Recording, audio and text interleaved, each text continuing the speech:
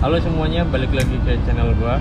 Hari ini sesuai yang gua minta voting tadi pagi di Instagram gua tentang review mobil gua. Ternyata antusiasnya banyak banget. Jadi oke, hari ini gua mau review mobil gua. Mungkin nanti gua mulai dari eksterior, interior, baru ke engine.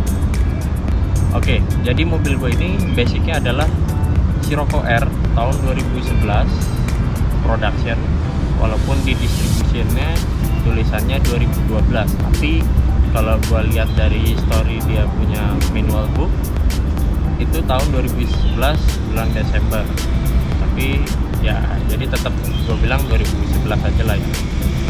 Oke, mobil gue ini storynya adalah gue beli second. Waktu itu kondisinya gue lihat memang pengguna yang lama itu lebih arahnya ke stance lah. Jadi keren sih mobilnya, dulu keren banget. Sebelumnya kan kalian mungkin udah pada tahu gue pakai mobil Scirocco yang 1.4 yang 1400 twin charge. Ya setelah gue pakai setahun dan gue ngerasa kayaknya gue butuh mobil yang kekuatannya agak lebih besar nih dari sebelumnya, akhirnya gue beli mobil Scirocco R ini. Oke, jadi jujur aja gue dapat mobil ini kondisinya kurang bagus dari owner sebelumnya, walaupun secara eksterior kelihatannya keren banget. Jadi banyak part yang gue ganti dari mobil ini, bahkan sebenarnya part yang nggak rusak tapi kelihatan udah mau umur pun waktu itu gue ganti. Jadi ibaratnya gue refresh lah semuanya. Jadi kedepannya gue berpikiran biar gue nggak punya PR lagi. Emang jadinya jadi mahal sih biaya servisnya, cuman ya mau gimana, percuma. Kalau misalkan punya mobil kelihatannya keren, cuman kayak khawatir gitu, kalian ngerti lah ya maksudnya. Oke, jadi itu salah satu juga alasan kenapa gue bikin. Mungkin beberapa teman gue banyak yang nanya, "Mas, mobil lu kenceng tapi kok eksteriornya biasa aja?" Jadi alasannya adalah karena gue fokus benerin mesin dulu. Gue punya budget terbatas ya kan, jadi kayak gue bimbang kalau gue mau bikin keren pada saat itu, karbon full segala macam, clip, side segala macam, sebenarnya bisa. Tapi percuma kalau misalkan kalian punya mobil keren tapi kalian waktu-waktu nggak bisa pakai jalan gara-gara engine-nya kenapa-napa, ya kan? Iya dong.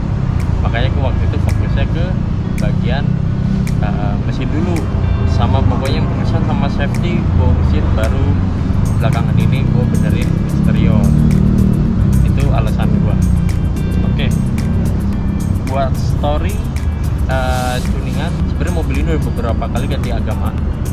Jadi pas waktu gue dapet itu dulu pakai Unitronic, tapi gue kalau gue nggak salah denger ya dari owner sebelumnya, sebelum pakai Unitronic dulu sempat pakai PP Performance, habis itu pindah ke Unitronic buat DSG sama ECU-nya, dua-duanya dia pakai Unitronic. Pindah ke gua, waktu itu sempat gua masukin APR, sudah APR, habis itu pakai APR, oke, jalan. Gue dapat 350 horsepower, torsinya itu sekitar 400 sekian, gue lupa. Setelah itu gue masukin DSG TVS, dan disitulah pertama kali gue kenal sama UTP Motorsport dan TVS Engineering Indonesia. Setelah dari situ ternyata mereka punya project di Kanal 4 Extreme gitu ya, di setupnya pakai WMI gitu-gitu deh, sama ada beberapa part yang emang harus diganti di mobil gue karena umur dan karena revisi juga. Jadi kan karena ini mobil gelombang pertama lah ibaratnya gue bilang, jadinya ya pasti kedepannya kalian tahu lah mobil Eropa banyak banget revisi, akhirnya banyak juga yang diganti buat ngikutin kriteria dari yang mereka minta. Basically sekarang itu gue udah ganti turbo, statusnya udah ganti turbo gue pakai yang jauh lebih besar daripada Kanal 4, walaupun orang bilang housingnya, case-nya pakai Kanal 4, atau turbo basicnya standar Audi TTS, MK2, Scirocco R, Golf MK6R, MK ya itu 3 mobil itu emang basicnya pakai kanal 4. Nah, jadi TT420 itu adalah housingnya emang bener kita pakai kanal 4 dari pihak The Turbo Engineering, tapi internalnya, bearingnya, terus ya gitu-gitulah, bleednya semua diganti sama mereka.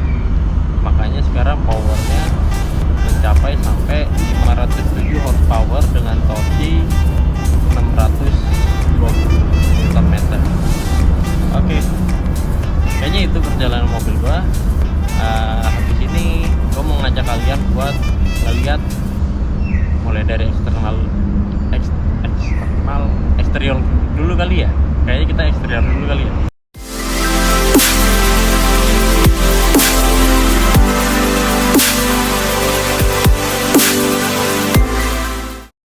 Oke, jadi gue kayaknya bakal mulai dari eksterior dulu kali ya. Mulai dari depan gak sih? Oke, depan. Kalian bisa lihat. Jadi depan gue nggak ada tambahan apa-apa. Ini masih standar semua. Gue nggak ada lift, nggak ada karbon. Cuman kemarin gue tadi sebelumnya kan udah bilang baru ngerapin eksterior kan. Jadi kemarin gue baru repaint kap mesin sama bumper. Tapi sebenarnya bumper sih nggak di repaint, cuman kayak dipoles-poles sedikit lah. Soalnya gue kan ganti bumper baru, jadi masih mulus lah. Cuman kalau buat kap mesin emang iya, karena gue pakai disentul, gue pakai morning run dan lain-lain. Jadi ya wajar lah mobil ceper banyak stone chip. Jadi depan nggak ada apa-apa guys. Kalau depan, habis depan, oh iya kemarin gue ganti kaca. Itu salah satu penyebab stone chip. Gue kena batu gede banget. Jadi kaca gue sebelah sininya pecah. Cuman sekarang gue udah ganti. Kalau misalkan dilihat dari samping, velg ya. Velg gue pakai SSR Type F, ring 18. Speknya sih lebarnya 9,5 yang depan, ET-nya 38. Kalau buat belakang lebarnya 9, ET-nya itu 42 apa 40. Gue juga agak lupa ya kalau yang belakang. Kalau ban, kalian bisa lihat sini. Kalau ban, sekarang gue banyak banget dapat masukan dari teman-teman di Instagram, suruh gue, mas cobain nankang dong, cobain nankang. Oke, akhirnya gue cobain. Cuman yang gue pakai bukan nankang yang AR1, bukan yang AR1, tapi gue pakai yang NS2R. Gue lagi nyobain karena emang mobil gue masalahnya di grip sih. Gue belum dapat ban yang pas nih. Gue nyobain Neova Speed sampai gigi 4, nyobain ATRK sama, apalagi. Dan habis itu gue bingung tuh, gue tadinya pengen Toyo R88R, cuman nyarinya susah banget dan harganya emang tinggi banget. Akhirnya dapat masukan dari teman-teman Instagram pakai nankang. So far sih nankang NS2R buat daily enak banget gripnya dapet. Ya emang ada sedikit berisik tapi nggak parah lah. Cuman kalau misalkan gue pakai buat event truck, kemungkinan gue bakal pakai yang AR1. Oke. Jadi kalau kalian punya rekomendasi ban yang mungkin lebih bagus daripada nankang, kalian boleh komen di bawah lah. Jadi buat masukan buat gue juga kan. Buat pengereman, gue brake line udah ganti braided. Terus BBK sebenarnya kalian mungkin bingung warnanya kenapa kayak gini kan. Jadi sebenarnya ini adalah Force Big Brake Kit 6 pot. Buat spek disknya itu dia juga pakai Force dengan diameternya itu 356, tapi actualnya sih yang kepake cuma 355 dengan lebarnya itu 32 mm. Kalau warnanya kayak gini karena waktu itu kan gue udah sering banget turun sentul, jadi umur juga lah, udah dari kapan berulang kali. Jadi akhirnya gue kemarin iseng nyoba nge-repaint sendiri, tapi ternyata hasilnya kurang bagus. Jadi ini gue bakal mau taruh di bengkel repaint buat di-bracket. Oke, lanjut ke belakang. Oh, sebelum ke belakang kita ke sini dulu. Ini gue udah ganti karbon Oshir. Jadi eksterior gue yang karbon sebenarnya dikit. Salah satunya cuma Oshir buat mirror cover. Saya sih side skirt gue nggak ada, gue side skirt tetap pakai standar. Jadi kalau belakang gue emang agak belang karena kan tadi gue bilang lagi nyoba ban. Jadi belakang gue tetap pakai ban gue yang lama Neva dengan speknya 25535 ring 18. Oh iya, tadi gue juga lupa ngasih tahu yang depan itu nankang gue 2653518 ya.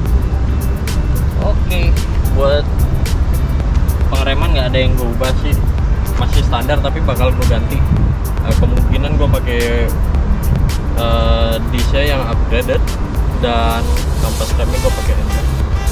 Lanjut ke spoiler. Nah, spoiler untungnya gue nggak pakai yang custom.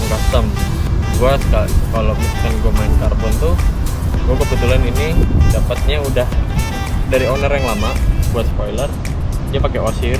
Untungnya kalaupun ini gue dapatnya yang custom, gue pasti bakal ganti Oshir sih kan. Terus belakang diffuser ya. Diffuser juga ini karbon, tapi tetap looknya OEM style. Jadi nggak kayak yang ada siripnya gitu, nggak ada. Jadi ya bener-bener OEM style. Jadi eksterior kemungkinan itu aja. Sebelum ke mesin kita ke interior dulu kali. Kalian boleh lihat sih.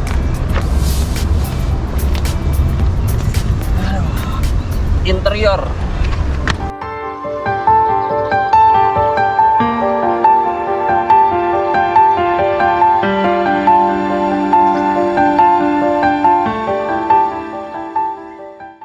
Oke, jadi kalau interior gue juga rata-rata interior gue cuman kasih yang karbon aja sih, sentuhan karbon sedikit. Kayak ini handle pintu gue pakai karbon dari Oshir.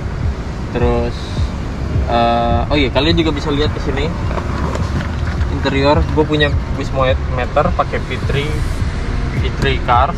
Gue ini bisa atur buat bus, buat coolant, terus buat oil, air intake temperatur, ignition dan lain-lain, bahkan EGT, throttle, cek 0-100, 0-60 itu bisa. Satuannya kita juga bisa rubah mau pakai kilometer per jam atau mil per jam. Nah, itu bisa diatur semua. Oke, kalau buat tip atau head unit ini gua dapat dari owner sebelumnya, dia udah ganti. Cuman gue nggak tahu brand apa, mungkin ini China punya ya.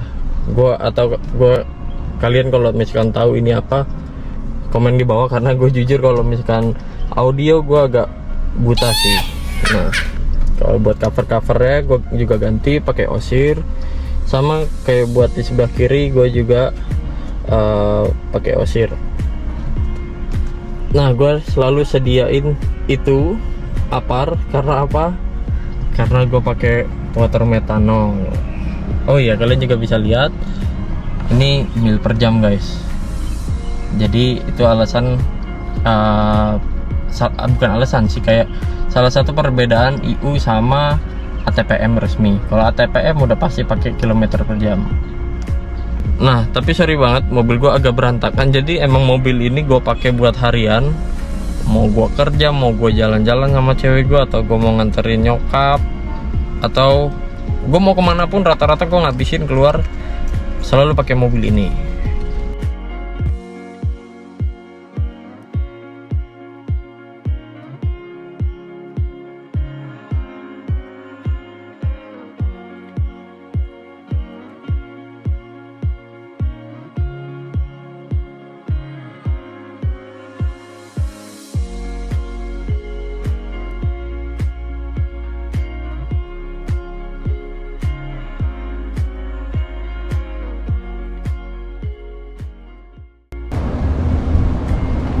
Oke, jadi sekarang kita ke bagian engine. Gua itu pakai air filter udah gue upgrade ke open. Tadinya ini adalah basicnya twin intake dari Forge Motorsport. Jadi kalau kalian lihat punya beberapa vlog temen gue itu kan ada yang karbon kan di sini sama sini. Nah punya gue itu akhirnya gue potong, gue bikin satu. Terus buat ini heatsinknya ini gue sengaja bikin sendiri, gue bikin di rumah. Heatsinknya ini gue bikin di rumah, gue DIY buat dia supaya yang udara yang gue sedot itu ke dalam mesin adalah udara fresh air, dingin, jadi hawa panas mesin nggak ikut kesedot. Karena apa? Kalau misalkan udara yang disedot itu panas, power pasti akan turun. Makanya gue sengaja bikin ini. Dari air filter, piping tadi gue udah kasih tahu pakai Force Motorsport. Untuk turbo kalian bisa lihat ini, kita nggak tahu kelihatan apa enggak di belakang situ. Turbo itu gue pakai TT 420. Habis itu turun lagi gue pakai discharge. Gue pakai discharge itu pakai dari New Speed. Jadi bahannya aluminium. Padahal kalau misalkan Sirocco R sendiri sih sebenarnya udah aluminium ya guys. Cuman dia agak nyempit gitu loh, jadi kayak buat bottleneck gitu, apalagi kalau udah upgrade big turbo kayak gua. Habis dari situ intercooler adanya ada di dalam sini. Jadi itu intercooler gua ganti pakai Eurojet intercooler. Habis dari intercooler gua pakai Eurojet. Nah di sini kalau kalian perhatiin, ini ada selang nih guys. Ini adalah selang vakum. Selang vakum gue ini sebenarnya ada dua. Gue ngambilnya lewat intake manifold. Jadi gue pakai 03 Motorsport buat adapternya.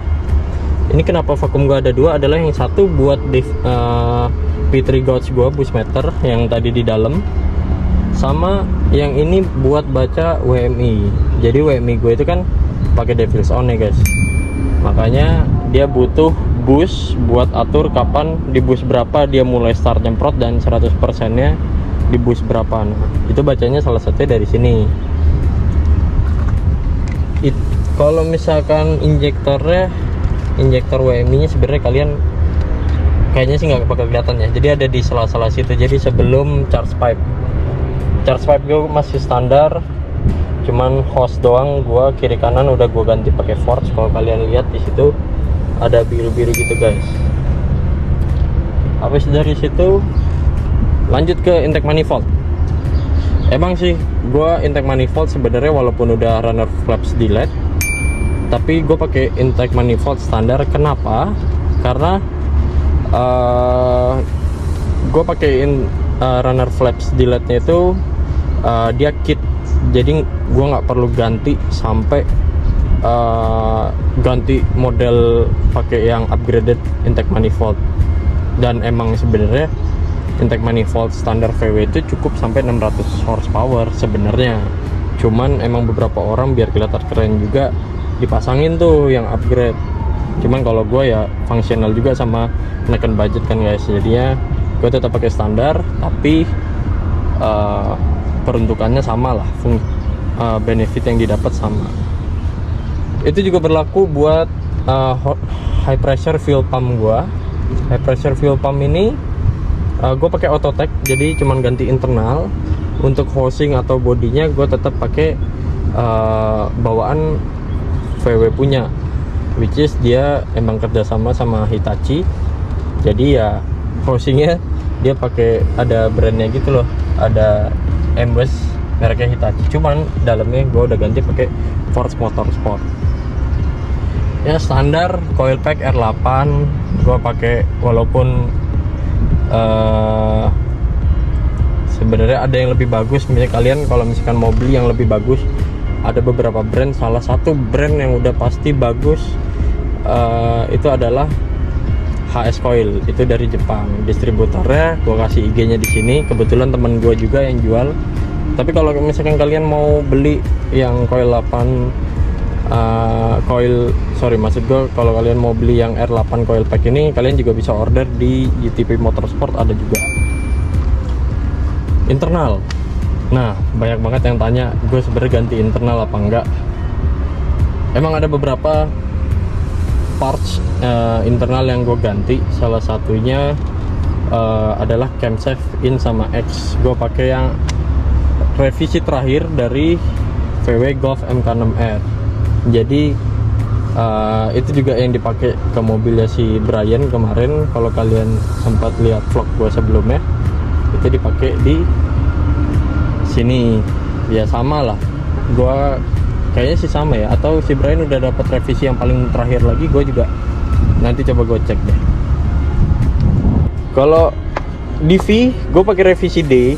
Kenapa gue nggak upgrade ke yang ada misalkan kayak brand yang ngeluarin buat DV juga kayak Forge Motorsport, atau biasanya teman-teman itu pada ganti yang GFB ya, yang DV Plus. Nah sebenarnya guys, DV standar ini bagus loh, ini kuat. Emang ada beberapa revisi, ada yang gampang bocor, dan kebetulan gue saranin buat kalian pakai yang revisi D aja kayak gue. Walaupun sebenarnya di TT420 kita perlu ganti revisi ke revisi F, tapi gue sebenarnya udah order, cuman belum datang ya karena pandemi, jadi shipment agak kehambat. Tapi sebenarnya kalau kalian kanal 4 kayak 04, kanal 3 gitu, kalian ganti DVD itu udah bagus banget guys. Ini jauh lebih cukup kok, jauh lebih dari cukup ya. Habis itu ada oil catch tank gue di sini pakainya yang universal, tapi gue sedikit modified. Kenapa oil catch tank gue modelnya di sini? Kan padahal banyak banget teman-teman yang PCV delete kan, karena ini sebenarnya sering bocor. Nah, buat info kalian juga, sebenarnya PCV ini ada revisi juga guys, dan kebetulan gue juga udah pakai revisi, jadi sampai sekarang gue belum pernah ngalamin bocor. Jadi kalau buat PCV, kebetulan gue juga beberapa dapat info dari temen kebetulan yang MK5 ya, sering banget bocor tuh. Kalian nggak usah upgrade sebenarnya, kalian beli yang revisi aja, itu udah kemungkinan bocornya dikit lah, dikit banget. Oke, habis dari mesin tadi kita lanjut ke downpipe. Jadi sebenarnya downpipe gua itu pakai IPE exhaust, mulai dari downpipe sampai ke midpipe. Buat resonator dan catbacknya sih gue ini custom, gue tetap pakai dari customer yang lama, dari owner yang lama. Jadi ini custom, gue kurang tahu brand apa ya. Suaranya ya enak sih, untungnya enak, suaranya enak. Sama tadi gue lupa aja ngejelasin masalah kaki-kaki. Oke, jadi gue tadi lupa ngasih tahu masalah kaki-kaki. Kaki-kaki gue pakai dulu itu udah sempet pernah pakai coilover, pakai KW DDC V3. Cuman gue nggak tahu kenapa di VW KW itu selalu waktu high speed corner itu dia agak mantul gitu guys. Jadi kalau misalnya kita belok ke kanan, kirinya itu kayak ngayun. Padahal semua cara setupnya gue udah ngikutin maksimum minimum, pakai referensi A dan B yang dari KW DDC keluarin, tapi tetap rebounds itu nggak enak, dia kayak mantul gitu. Akhirnya gua cobain Bilstein B12 Pro Kit. Jadi kenapa namanya B12 Pro Kit?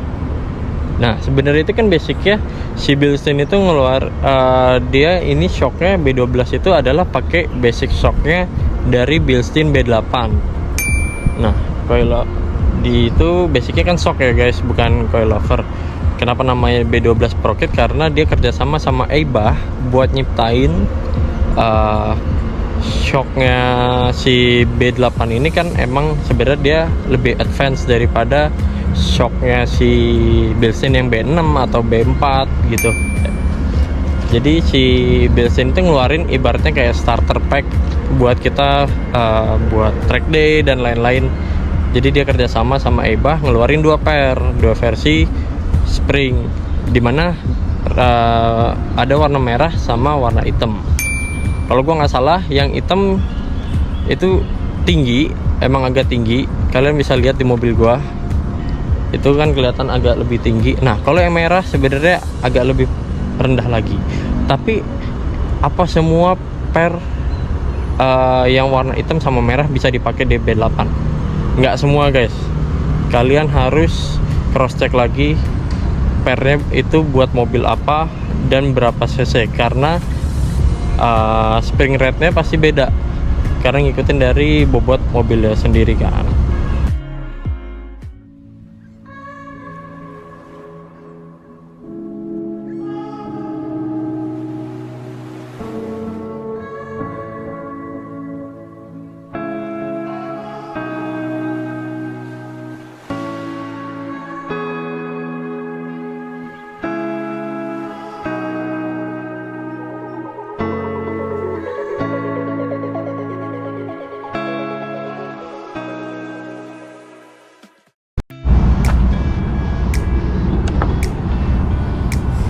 Nah, sekarang kita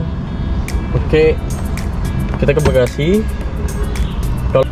Jadi tangki gue taruh belakang. Ini pakai Devils On. Nah, kapasitasnya adalah 10 liter.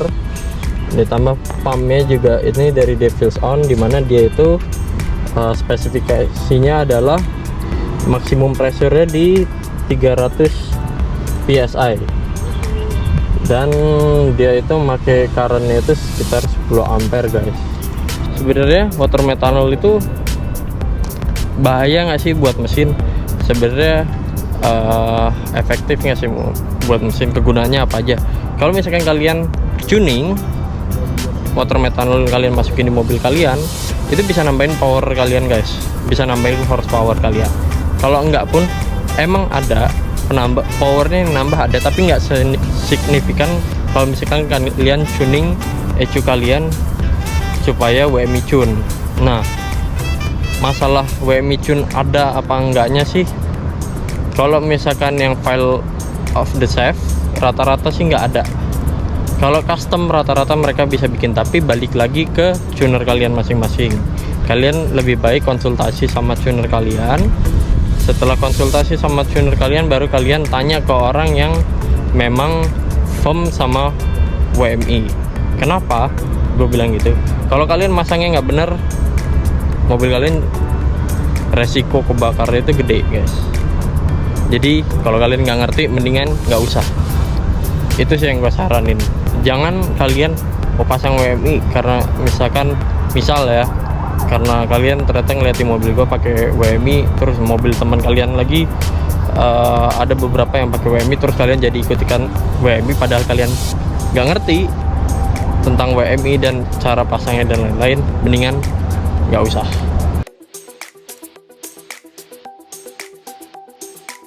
Oke guys, jadi kekurangan dari footage gue adalah yang hilang itu terutama masalah gearbox ya. Di masalah gearbox itu gue di sini mau jelasin sedikit aja karena kemarin itu footage-nya hilang, korup filenya.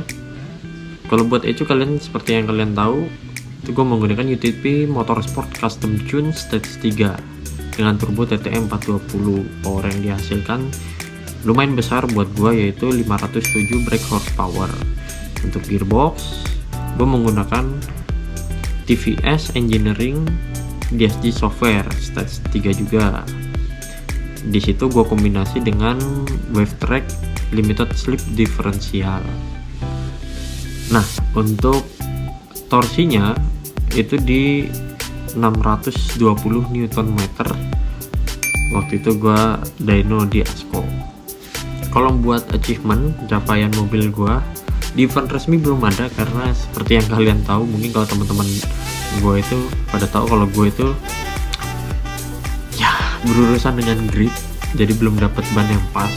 Makanya itu sekarang gue lagi coba nangkang. Basically gue juga lebih suka time attack gitu ya guys, emang suka aja gitu loh, kayak seru dan lain-lain. Tapi drag juga suka, tapi nggak sesuka time attack. Cuman sayangnya event buat umum di Sentul itu sekarang lagi berkurang. Kalau dulu kan banyak tuh event-event kayak ada Fast in Fast Out, terus ada acaranya Owners Club Indonesia, kadang suka di open buat member-member, bukan member sih, kayak buat tamu-tamu luar kayak gitu-gitu. Sekarang mungkin karena lagi pandemi juga, jadi belum ada event yang kayak gitu. Oke, kalau misalkan via Dragy kayak yang sekarang, kayak yang lagi booming sekarang yang kalian tahu, Dragy, gue pernah ngetes pakai Dragy itu dalam 100-200 itu gue menempati peringkat ke-11 di Indonesia. 1-10 itu urutannya supercar semua, bener-bener supercar. Ada M2C, terus ada GTR, ada wah banyak deh. Oh, ada Mercy CLS 63 kalau gue nggak salah. Kencang atas gue. Cuman gue bakal berusaha sih, gimana caranya gue dapet masuk 10 besar ya, nggak ada yang tahu sih kemudian hari. Jadi kita lihat, gue jalanin aja, siapa tahu nanti kedepannya gue upgrade lagi. Kalau misalkan buat di dunia Scirocco model, jadi kayak maupun Scirocco 2000 yang lo upgrade atau Scirocco R yang lo upgrade via Dragy, itu gue menempati peringkat ke-9, tipis. Di dunia gue peringkat 9, jadi kayak buat gue itu udah pencapaian yang luar biasa banget buat mobil gue. Gue senang banget sih dapat peringkat segitu. Ditambah lagi di Indonesia, gimana ya, emang gak masuk 10 besar, tapi kalau mendekati supercar itu gue senang sih, walaupun gue waktunya belum nyamain atau belum bisa nempelin mereka di 100-200. Oh iya, ini footage gue kasih ke kalian waktu gue 100-200 kira-kira gimana, tapi agak gelap sih karena malam, tapi ditonton aja. Oke?